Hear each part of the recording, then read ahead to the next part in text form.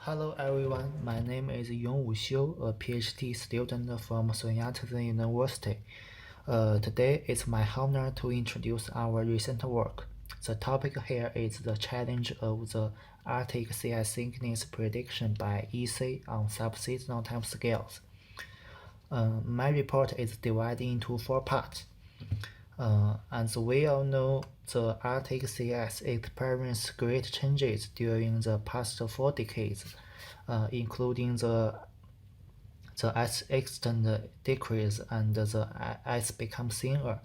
Accompanied with these changes, much more activities in the Arctic are emerged. For example, the commercial shipping. This provides opportunity but also challenge for us. Therefore, skillful CS prediction is urgently needed to meet the demand of human activity in the Arctic. How well is the Arctic CS predicted nowadays? A recent study revealed that there are bright prospects for Arctic CS age prediction on subseasonal timescales. They reveal that the EC performs best and can provide skillful prediction more than 45 days ahead. However, the predictive scale of CS thickness from the EC is not clear yet. Considering that the CS provides a key source of predictability on subseasonal to seasonal timescales, and the CS thickness is very important for CS variations. It's also very important to make clear the CS thickness predictive scale in EC, and it is a question throughout our work. To answer the question, different sources of data are introduced. The first category of data is the CS reforecast from the EC accessed via the S2S portal. Every Monday and Tuesday, the real-time forecast and the reforecast for the past 20 years are provided, and the corresponding model configurations are listed in table. It is noted that the ORA S5 doesn't assimilate SIT information.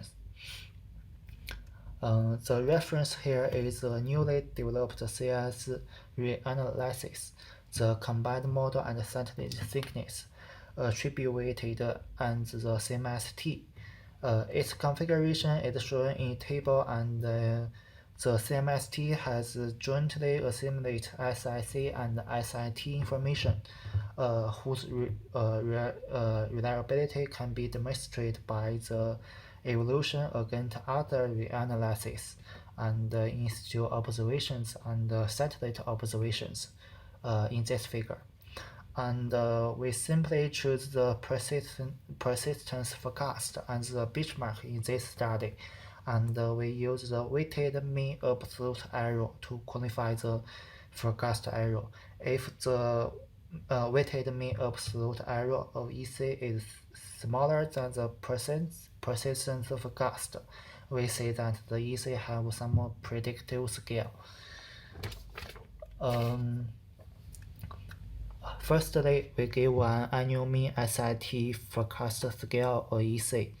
The most impressive feature is that there is a large initial error of EC, and the spatial pattern is similar from 1 late day to 46 late days, with an overestimation along the Arctic coast and an underestimation in the Central Arctic.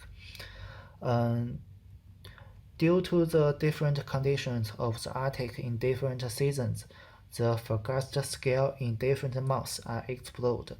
Panel A shows that the forecast error of EC is large from March to June, and panel B shows that the persistence forecast has large error during the transition seasons.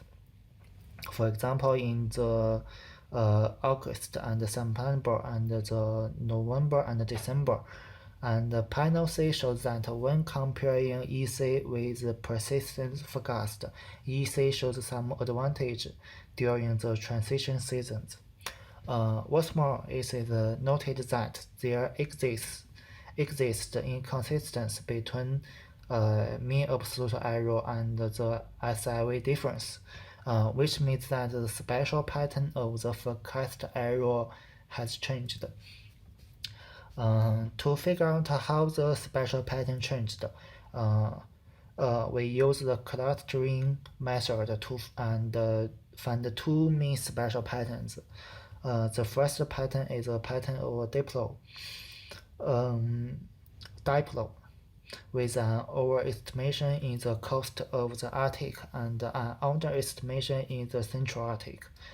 The second pattern is an underestimation in the Central Arctic, and the correlation coefficient shows that the overestimation over the Arctic coast can be seen during the November to June, and the underestimation of the Arctic of the Central Arctic is obvious all year round. In other words, there is a large gap of the EC forecast scale in different regions.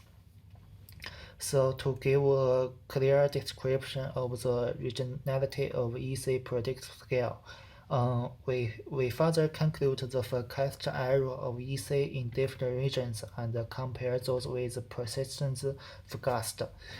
The results can be divided into three categories. The first one shows that EC has a large error from March to June and shows advantage than the persistence forecast during the transition seasons. For example, the regions in the gray box. And the second is EC has a large error in the initial conditions and is not as good as persistence forecast, for example in the Central Arctic. And the third one is the EC has a small error all year round and is comparable than the persistence forecast, for example for the Barents Sea. In summary, despite that there are bright prospects for subseasonal CS age prediction, our work shows that the CS thickness prediction on subseasonal timescales still face many challenges. The detailed conclusion can be divided into four parts. Firstly, EC has a large initial error, with an overestimation along the Arctic coast during November to June in the next year and an underestimation in the Central Arctic all year round.